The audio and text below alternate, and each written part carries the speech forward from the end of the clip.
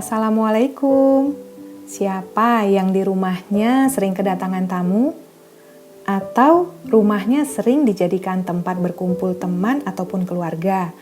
Misalnya untuk acara arisan ataupun hanya sekedar acara berkumpul melepas rindu. Pastinya happy ya kalau kita bisa menjadi tuan rumah yang mampu menciptakan suasana yang nyaman buat para tamu yang berkunjung ke rumah kita. Sebelum tamu datang, kita pasti selalu memastikan rumah dalam kondisi bersih, rapi, dan nyaman. Dan yang gak kalah penting biasanya yang pertama kali kita siapkan adalah sajian hidangan untuk para tamu. Tentunya tiap orang pasti punya jumlah teman ataupun keluarga yang berbeda-beda ya. Nah, jumlah ini erat kaitannya dengan stok peralatan makan dan minum yang harus kita siapkan ataupun kita simpan di rumah. Pola hidup minimalis tidak mengatur dengan baku tentang banyaknya jumlah barang-barang yang boleh kita miliki. Semua disesuaikan dengan kebutuhan dan benar-benar difungsikan dengan semestinya. Jadi, tidak bisa ya disamakan antara rumah satu dengan rumah lainnya. Namun mungkin beberapa tips ini bisa bermanfaat buat semua. Bagi saya, cara ini adalah salah satu cara kami memuliakan tamu. Jadi, kami tidak menggunakan piring atau alat makan dan minum yang digunakan oleh tamu.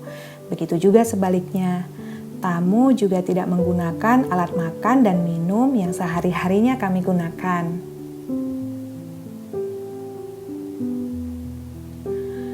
Jumlah piring yang disimpan untuk tamu di rumah cukup setengah dari jumlah keseluruhan tamu ataupun anggota keluarga yang biasa hadir.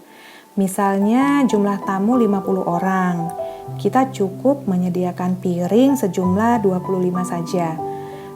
Karena pengalaman saya selama ini, tamu yang hadir tidak sekaligus atau berbarengan datangnya. Ada yang datangnya lebih awal, ada juga yang datangnya telat. Dengan rentang waktu tersebut, kita bisa mencuci kembali piring kotor tamu yang sudah selesai makan, lalu mengembalikan piring-piring tersebut ke meja hidangan untuk digunakan kembali oleh para tamu lainnya.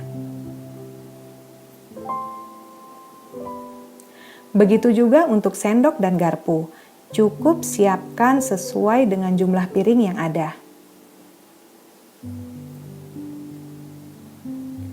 Saya masih mempunyai beberapa buah gelas dan cangkir dan dipakai untuk tamu yang biasanya berkunjung ke rumah bukan dengan acara atau tujuan khusus. Namun, untuk acara dengan jumlah tamu yang banyak, sudah sejak lama kami tidak menggunakan gelas kaca. Untuk tamu arisan misalnya, kami menggunakan air minuman kemasan botol dan juga paper cup untuk tamu yang menginginkan minuman panas seperti teh atau kopi. Cara ini sangat membantu sekali pada saat acara berlangsung, mengurangi kerepotan mencuci kembali gelas dan juga sangat menghemat tempat penyimpanan. Dan jangan lupa untuk mengumpulkan kembali sampah bekas botol dan paper cup tersebut untuk disumbangkan ke bank sampah ya. Jadi tetap ingat untuk selalu menjaga kelestarian lingkungan. Untuk wadah sajian ataupun hidangan seperti tempat nasi, sayur, lauk, dan lainnya, siapkan secukupnya saja. Tidak perlu memakai 2 piring sajian hanya untuk menyajikan hidangan yang sama. 1 piring untuk 1 jenis hidangan. Saya selalu usahakan mempunyai barang-barang yang satu warna dan semotif. Tujuannya untuk menghindari kebisingan visual, jadi lebih nyaman dipandang. Awalnya saya sempat khawatir dengan stok peralatan untuk tamu tersebut. Aduh, kok cuman segini ya? Khawatir kurang, kalau tiba-tiba nanti ada yang datang lebih banyak lagi gimana? Tapi lagi-lagi saya coba berpikir untuk tetap tenang. Ini bukanlah situasi gawat darurat. Dan alhamdulillah selama ini kejadian seperti itu gak pernah terjadi. Kalaupun toh terjadi, saya yakin tamu pasti nggak akan sampai menghukum kita kan? Perasaan khawatir seperti itu hanya akan membuat kita tetap mempertahankan stok dalam jumlah yang banyak. Bahkan bisa jadi bertambah dan terus bertambah. Padahal dengan mempunyai peralatan dengan jumlah seadanya saja, kegiatan silaturahmi masih bisa terus berjalan. Tips terakhir yang mungkin bisa saya bagikan yaitu jangan malu atau gengsi untuk meminjam, baik ke tetangga ataupun kerabat kita. Kadang orang terlalu gengsi untuk meminjam suatu barang dan lebih memilih untuk membelinya. Padahal barang itu hanya sekali itu dipakai dan berujung akan tersimpan lama di lemari. Sayang ya? Saya pernah membaca di sebuah buku tentang kebiasaan saling pinjam masyarakat di suatu negara. Mereka mempunyai istilah gudang bersama. Semua perlengkapan yang dipakai yang sifatnya hanya sesekali dalam setahun misalnya, mereka simpan di sebuah gudang. Misalnya tangga, alat pemotong rumput, bahkan peralatan dapur pun ada.